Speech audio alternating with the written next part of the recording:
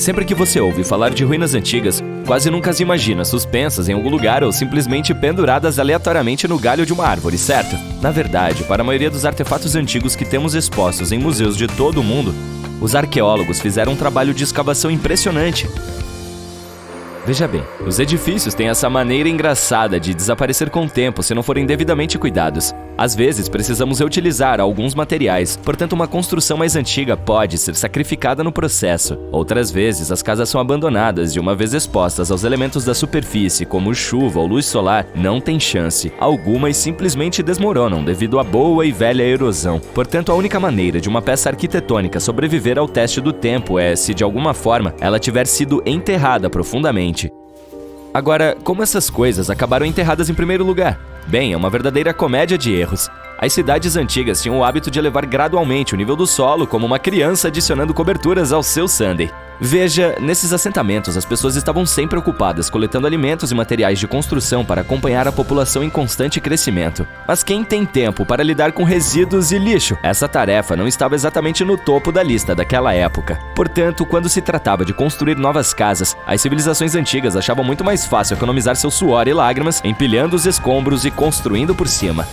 Mas isso não é tudo. Ocasionalmente, os rios também inundavam e depositavam uma camada de sedimentos no chão das cidades, encapsulando ainda mais essas construções antigas. E nessas regiões secas, como o deserto, onde o vento gosta de exibir seus movimentos de dança com areia e poeira, você pode apostar que era uma luta constante manter os estabelecimentos limpos. Um exemplo hilário é a Esfinge, que tinha sua cabeça enterrada na areia até que um grupo de arqueólogos atirou em 1817. Algumas cidades antigas acabaram sendo encobertas por terem sido completamente abandonadas. Com menos atividade humana para controlar sua expansão, as sementes das plantas não resistiram à oportunidade e brotaram por toda a parte. Então absorveram o dióxido de carbono do ar e cresceram, acrescentando mais e mais volume ao solo. Essas raízes atrevidas decidiram até mesmo estabilizar o solo feito de matéria vegetal em decomposição, criando camadas e mais camadas. É como se fosse o maior projeto de bricolagem que a Mãe Natureza embarcou, com as plantas como suas leais ajudantes. O ato de escavar os segredos de civilizações antigas não se trata apenas de desenterrar um mundo perdido. É também uma busca épica para revelar os tesouros ocultos sob as camadas da história.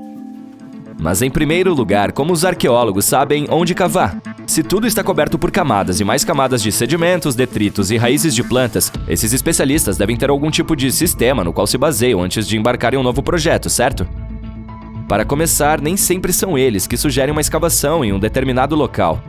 Vou explicar. Digamos que você seja um empreiteiro e queira construir um novo e sofisticado complexo de apartamentos em sua cidade. No entanto, algumas legislações locais têm certas exigências para que o projeto possa ser iniciado. Por exemplo, antes que alguém comece a construir em um terreno, talvez seja necessário levar especialistas para verificar o solo. Podem ser arqueólogos, geólogos ou paleontólogos, que precisam ficar de olho nas coisas durante o desenvolvimento. Se forem descobertos artefatos ou ecofatos, palavra sofisticada para remanescentes orgânicos, esses especialistas entram em ação para escavá-los e estudá-los.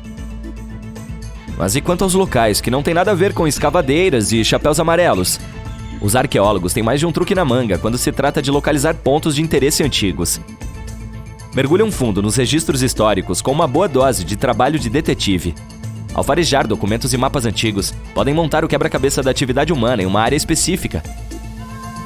Se o local já tiver sido visitado antes, melhor ainda. Encontrar registros de escavações anteriores ou relatos históricos pode dar aos cientistas muitas informações sobre onde continuar sua caça ao tesouro. Antes de eles começarem a mexer suas pás, se envolvem em uma missão de escaneamento visual. Munidos de um sistema de grade, percorrem o local mantendo os olhos abertos para quaisquer artefatos que possam estar escondidos logo abaixo da camada superior da terra, de ferramentas de pedra moída, vidros históricos e até mesmo depósitos de lixo antigos. Sim, eles também são valiosos. Esses exploradores de olhos aguçados conseguem identificar sinais de atividade humana mais rapidamente do que a maioria das pessoas. Se tropeçarem em solo de entulho, termo sofisticado para depósito de lixo, terão certeza de que os seres humanos já habitaram o local. No entanto, os arqueólogos não dependem apenas de suas pás de confiança. Eles contam com um arsenal de aparelhos para ajudar na busca de maravilhas ocultas. As ferramentas geofísicas são como suas armas secretas. Veja o medidor de resistividade, por exemplo. Essa engenhoca inteligente mede o componente elétrico do solo e quaisquer características ou artefatos enterrados, como uma parede, por exemplo, criarão uma leitura de resistividade diferente do que a do solo ao redor. Os magnetômetros e o radar de penetração funcionam de maneira semelhante, mostrando possíveis indícios de tesouros antigos no solo. E quem poderia se esquecer do nosso velho e confiável amigo, o GPS? Ele ajuda a mapear locais precisos, como um mapa do tesouro de alta tecnologia que leva diretamente ao pote de ouro. Você gostaria de visitar virtualmente alguns dos sítios arqueológicos mais importantes do mundo? Então siga-me! No Reino Unido, por exemplo, encontrará esse lugar interessante chamado Stonehenge. É um dos muitos Henges espalhados por aí, mas este é realmente o melhor. Imagine o seguinte: pedras maciças e antigas, altas e imponentes, dispostas em um anel externo e uma ferradura interna, com algumas pedras menores para garantir a segurança. E adivinhe só, elas existem há mais de 5.000 anos. Isso sim é um caso sério de longevidade sólida como uma rocha. Agora, é aqui que as coisas ficam interessantes. De acordo com o folclore local, o lendário mago Merlin sacou sua varinha mágica e, puf, ele teletransportou essas pedras enormes da Irlanda. Aparentemente, alguns gigantes as haviam reunido lá, mas Merlin decidiu que elas ficariam muito melhores em seu novo local. Outros acham que são apenas os restos em ruínas de uma antiga edificação espiritual romana. Essas estruturas incríveis foram construídas por nossos ancestrais da Idade do Bronze, com suas ferramentas simples e tecnologia limitada. Eles conseguiram criar essa obra-prima monumental. Impressionante, não é? Infelizmente, ainda há muito que não sabemos sobre essa área. O propósito inicial de Stonehenge permanece um mistério até hoje. Claro, há muitas teorias, mas os cientistas ainda não chegaram a um consenso sobre o assunto. No entanto, sabemos que o monumento está perfeitamente alinhado para captar o nascer do sol durante os solstícios de verão e inverno. A antiga cidade de Pompeia é um sítio arqueológico igualmente incrível. Imagine o seguinte: o Monte Vesúvio, um notório causador de problemas, decidiu fazer uma birra vulcânica e cobriu completamente essa antiga cidade romana. Isso a transformou em uma cápsula do tempo, localizada nos arredores da atual Nápoles, na Itália. Avançando rapidamente para o ano de 1748, quando um grupo de exploradores aventureiros encontrou Pompeia. Veja só, eles descobriram um tesouro de coisas boas bem preservadas.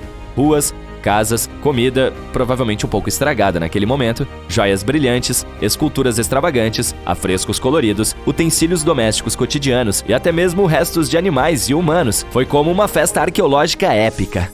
Ao que parece, Pompeia tinha de tudo: casas e vilas elegantes, uma enorme arena com 20.000 lugares, pequenas lojas de artesanato, locais de encontro como tavernas, e não vamos nos esquecer dos locais mais picantes como as luxuosas casas de banho.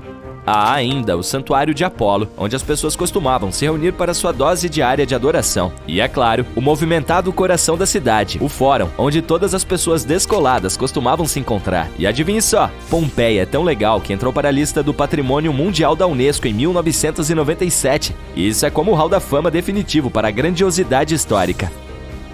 Ela também inclui muitos outros edifícios e locais famosos, como o Taj Mahal na Índia e a Acrópole de Atenas, na Grécia.